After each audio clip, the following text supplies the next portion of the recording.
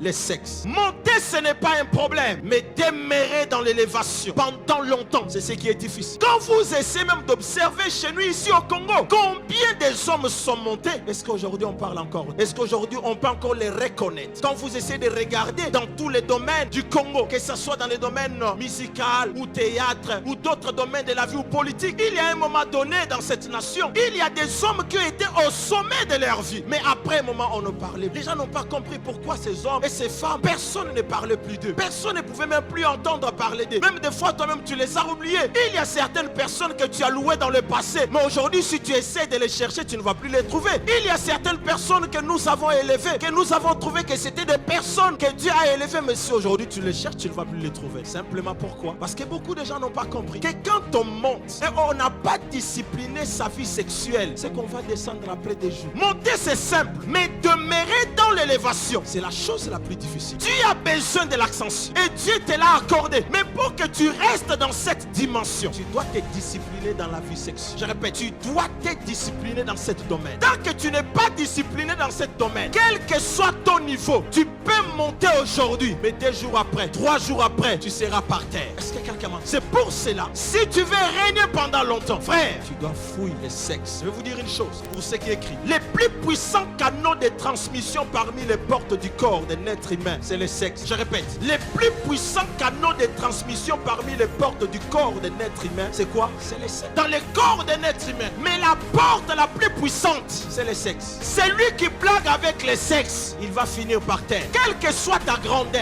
quel que soit ton niveau spirituel, mais si tu ne peux pas te discipliner dans la vie sexuelle, bien, mais on peut te célébrer aujourd'hui. Demain, on te trouvera à la porte. Demain, les gens vont te rencontrer, ils parleront de toi dans le passé. S'il y a une chose que tu dois haïr dans ta vie, qu'on parle de toi dans le passé. Mes frères et sœurs, par le sexe, beaucoup ont perdu l'onction, beaucoup ont perdu des étoiles, beaucoup ont perdu des choses glorieuses de leur vie, beaucoup ont perdu leur héritage. Il est possible qu'après ta repentance, que Dieu te pardonne. Dieu peut te pardonner, mais il y a des choses que tu ne vas plus récupérer. Il faut demander à Samson. On l'avait coupé les cheveux, on l'avait troué les yeux. Les cheveux ont poussé, mais pas les yeux. C'est qu'il y a des choses qu'on peut perdre, qu'on ne peut plus jamais récupérer. Et beaucoup de gens ont perdu les choses les plus importantes de leur vie à travers le sexe. Aujourd'hui, tu viens à l'église, tu pleures que ta vie n'avance pas. Mais quand tu essaies d'aller dans ton passé, il y a quelque chose que le diable t'avait proposé. Il t'avait proposé une relation avec un monsieur. De là où tu travaillais, tu es sorti avec ce monsieur. Après, tu as quitté le travail. Mais regarde aujourd'hui ta vie professionnelle. Ça n'avance pas. Parce que vous devez savoir que tu as déjà peut-être vendu ta grâce dans cette entreprise. Est-ce que quelqu'un m'entend très bien? L'un des plus puissants canaux de transmission, c'est que quand on parle de transmission, c'est un canal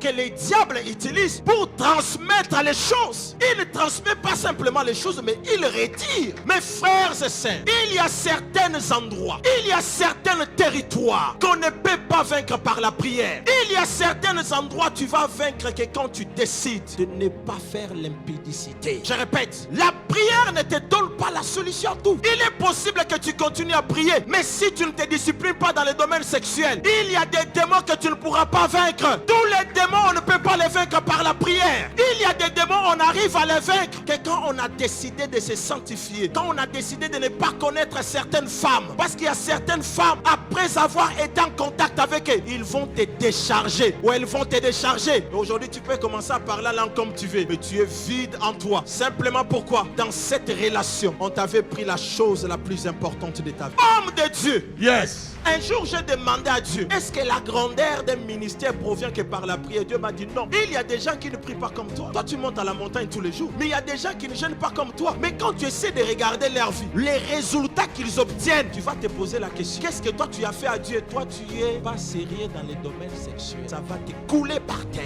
La prière devient inefficace là où on ne se contrôle pas sexuellement. Le diable, quand il veut te tuer, l'arme qu'il utilise, il va utiliser le sexe. Samson n'était pas au courant qu'il était le plus puissant. Samson, il n'était pas aussi au courant qu'il était recherché. Mais pour le mettre par terre, on a cherché quoi? Une femme. C'est pour cela, à chaque fois qu'un homme monte, il y a des femmes qui arrivent autour de ça. Parce que l'élévation attire les femmes et les femmes descendent l'homme. Un homme qui veut rester longtemps dans l'élévation doit être l'ennemi du sexe. Amen. Frère, écoutez-moi très bien. Il y a des choses qu'on ne demande pas à Dieu. Seigneur, je ne comprends pas ma vie. Regarde ta vie sexuelle. Je vais vous poser une question. La Bible dit ceci. Celui qui s'attache à un prostitué devient qui? Non, parlons bien. Celui qui s'attache à un prostitué devient qui? Prostituée. Toi, tu t'attaches à un homme. À un homme. Tu as appris très bien que l'homme là, il est dans la magie. Mais tu dis quand même, moi j'ai pris, j'ai mon père spirituel, le prophète Joël Francis Tatou. Je vais quand même sortir avec cet homme. Même si ton père spirituel vient prier pour toi. Mais toi, tu viens de t'attacher avec cet homme. Là où tu es là, il y a des choses qu'on ne vous dit pas. Moi, je viens te dire ça. Si tu as connu 15 hommes dans ta vie, tu as 15 esprits des hommes dans ta vie. Si tu as connu 30 femmes, tu as les esprits 30 des femmes qui vivent en toi. C'est pour cela que la délivrance de certaines personnes est devenue compliquée. Par les types de personnes qu'ils ont connues.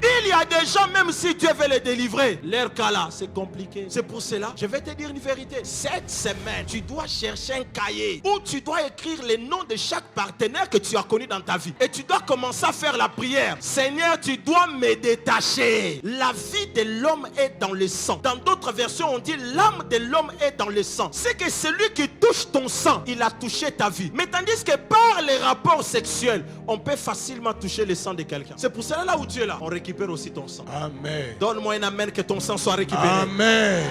Écoutez, tu dois savoir ceci. Pendant un rapport sexuel, il y a ce qu'on appelle l'échange des sémences ou des sécrétions qui se fait. Et qu'est-ce qui se passe? En effet, chaque partenaire va transmettre à l'autre sa sémence. C'est une partie de lui-même sous forme liquide ou spirituelle. Je donne un exemple. Quand tu sors avec quelqu'un, il te transmet une partie de lui, spirituellement ou physiquement. Est-ce que quelqu'un m'entend? Qui sera son image et son ressemblance? C'est pour cela un enfant peut ne pas connu son père. Par exemple, avant que l'enfant puisse naître, son père est mort. Mais quand les gens vont rencontrer cet enfant, ils vont commencer à lui dire, tu ressembles à ton père. Ton père était textuellement comme toi. Qu'est-ce qui s'est passé? Le jour où le père était en contact avec la mère, le père l'avait transmis son image. Ce n'est que par les rapports sexuels que quelqu'un peut te transmettre son image. Là où toi tu es là, tu n'es plus à l'image de Dieu. Est-ce que quelqu'un m'entend? Non, je te dis la vérité, toi tu n'es plus à l'image de Dieu. Est-ce que Dieu peut être comme toi? Dieu peut avoir un mauvais cœur comme toi. Dieu peut avoir l'hypocrisie comme toi. Ça c'est l'image qu'on t'a transmis.